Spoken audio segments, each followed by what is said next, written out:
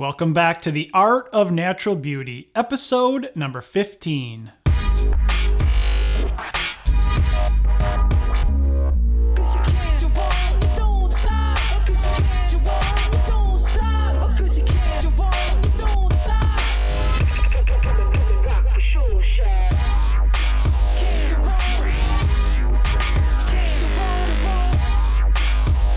Hey guys, welcome back to The Art of Natural Beauty. I hope this week finds you all well and with some plans and hopes and aspirations for this year, some goals that you're looking to achieve. Last week we talked about setting some goals and trying to inspire some growth in your photography and in the way that you relate your unique views of the world into your artwork and share that with others. And also I shared a little bit of a camera hack with the 4x5 to kind of give you some easy guidelines to accurately position and set your grad filters on a view camera system, which can be a little bit difficult to do at times on the ground glass, depending on the amount of available light you have. So I'm hoping that inspired you and gave you some good tools to use, and maybe some of you've given that a shot and tried that out already. But I alluded to in that episode doing a follow-up the next week for a rangefinder hack, and that's what we're going to talk about today. So sitting next to me here today is the Mamiya 7ii, and this system's a little bit different to work with, obviously, because it is a rangefinder system. So it's not a TTL system. You're not actually looking through the lens. You're looking through the rangefinder here on the camera body itself, or in the case of the 43mm lens we have here, we're looking through this external viewfinder that sits atop the camera. So I've had a couple of you ask in the past how you would use a grad filter system on a rangefinder, since you can't actually look through the lens. And I've given a couple of you some tips and some places to look for the hack that I'm going to talk about now, a place to find that.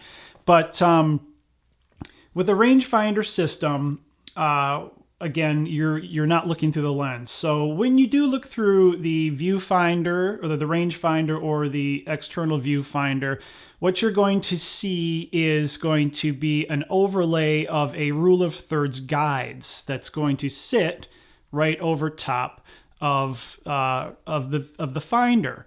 And it's a handy set to set up your composition. It's going to be broken down into quarters, so you're going to have a top, a middle, two top quarters, a middle dividing line across the center, and then the bottom two lower quarters of the composition or the framing. And then you're going to have center marks that run up and down the center, so it's two center ticks, so you know where the center of your image is.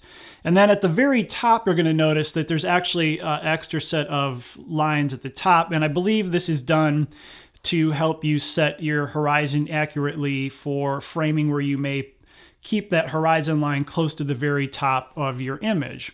So it works really well for composing your shot, but the problem with that is that you kind of have to guess on filter placement when you're placing your grad ND filters. You can't do as I did with the 4x5 and take your piece of cardstock and slide that into place here on the holder, because you can't see through the lens. So what you're going to actually do is you're going to block the rangefinder or the external finder and not be able to see anything. So this method, this hack, will not work with the rangefinder.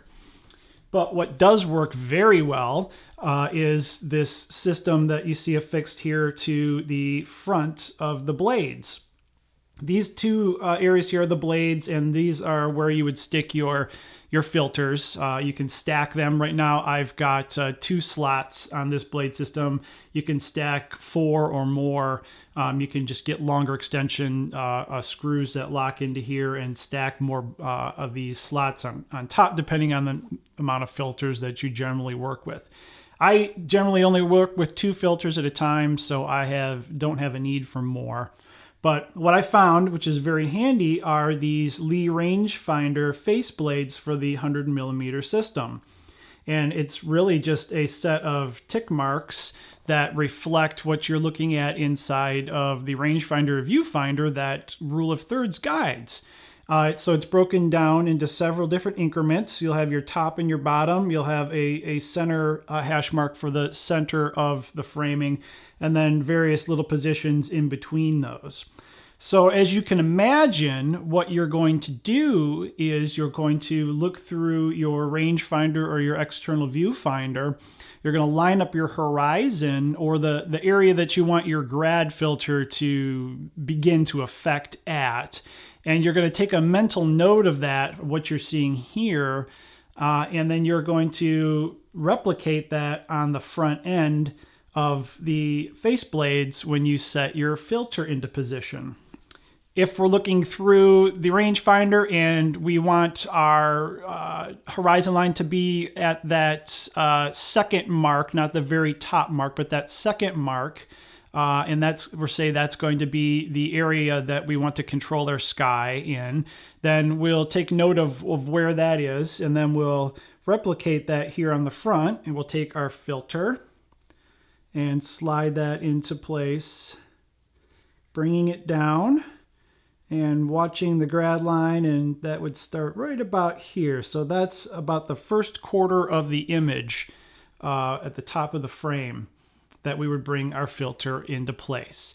Now this works extremely well. It's extremely accurate. A lot of you have wondered about using the hard edge filters on a system like this, and what I've found is that because the actual filter is so close to the front of the lens, it's actually diffusing that line and softening that hard line up. So it doesn't render an extreme hard edge when you make your exposure. Depending on the situation, you may want a softer edge filter, and that may be handy if you're shooting, say, mountains or trees, or an area maybe through the forest, and just the top of those trees, you're getting some of the light coming through from the sky behind it, and you want to kind of tone that down. It's a little bit of a softer graduation that may come in handy for.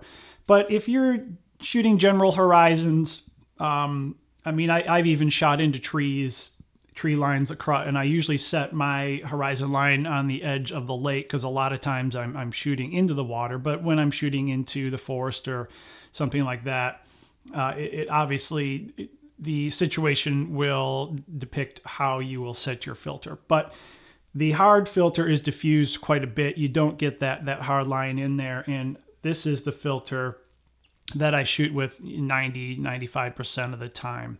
And then I will stack either on top of that maybe another grad if I just want to control that area, or I will stick in a full ND 3-stop to slow down my exposure even more, creating a longer exposure so I can get an effect in my water and in my sky with the clouds and things moving like that.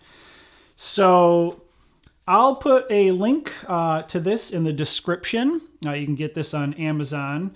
And it's a very a cheap pickup, but it's a great hack that's going to make placement of a grad filter on a rangefinder system extremely accurate and easy, and able to replicate time and time again. So I want to encourage you guys, as always, to get out there and try new things in your photography, break new, go into new ground that you're not comfortable with, push yourself, and try new things. And if you're not using grad ND filters to help control your exposure and the tones in your exposure, you need to start doing that. I really encourage you to do that, especially if you're using film. It's almost a must. Color slide film, definitely you're going to need to do that with. But even if you're shooting digital and you're just watching this and curious about film photography, this still comes in handy when shooting digital, because yes, you can make multiple exposures. Yes, you can do HDR. Yes, you can do exposure blending in Photoshop.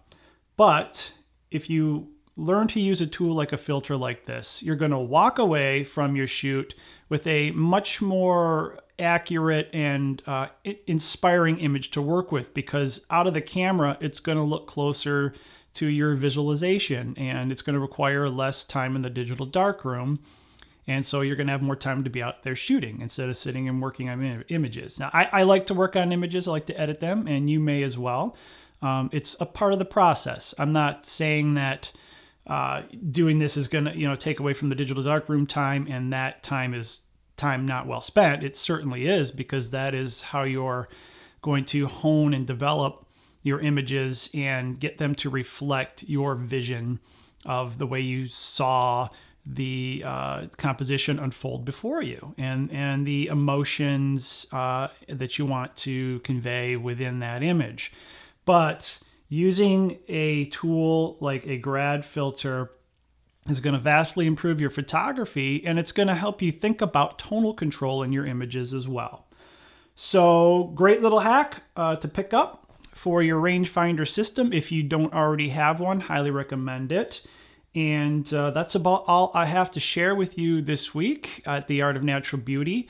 I hope that, again, that you guys are getting the ball rolling here in 2018 and trying some new things, setting some goals for yourselves with your photography, and just, going into uncharted territory or places that you're outside of your comfort zone, because it's going to help you grow as a photographer, as an image maker, as an artist.